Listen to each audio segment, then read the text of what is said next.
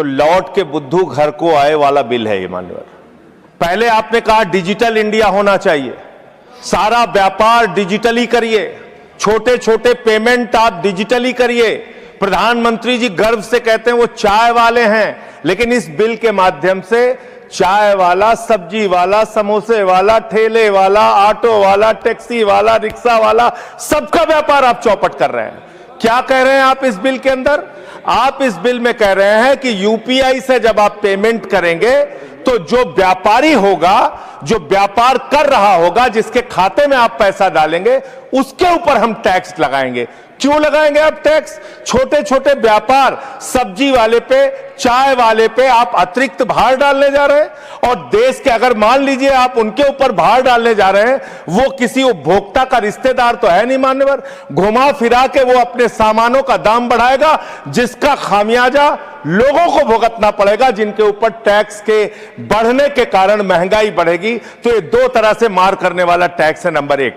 दूसरी बात, ये बिल लाया किन परिस्थितियों में गया है, ये देश को जानना जरूरी है। 31 मार्च 2026 को जो यूनाइटेड स्टेट्स ट्रेड रिप्रेजेंटेटिव्स है, यूएसटीआर, इसने आपत्ति जताई कि हिंदुस्तान में यूपीआई पर जीरो टैक्स की वजह से हम लोग बर्बाद हो रहे हैं।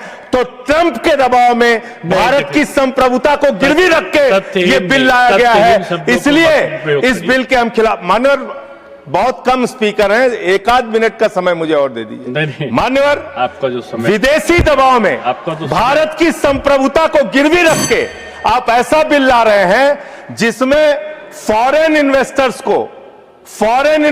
को तो आप टैक्स में 100% एग्जम्पशन दे रहे हैं, लेकिन जो हिंदुस्तान में छोटे छोटे व्यापार करने वाले लोग हैं उनके ऊपर आप टैक्स लगाने जा रहे हैं। खत्म कर रहा हूं सर, 30 सेकंड और दे दीजिए।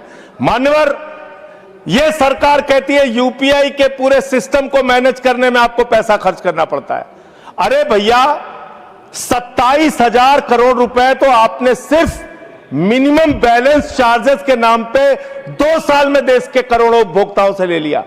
तो इसलिए मैं आपके माध्यम से कहना चाहता हूं सरकार से, यह बिल इस देश के आम आदमी के खिलाफ है, छोटे व्यापारियों के खिलाफ है।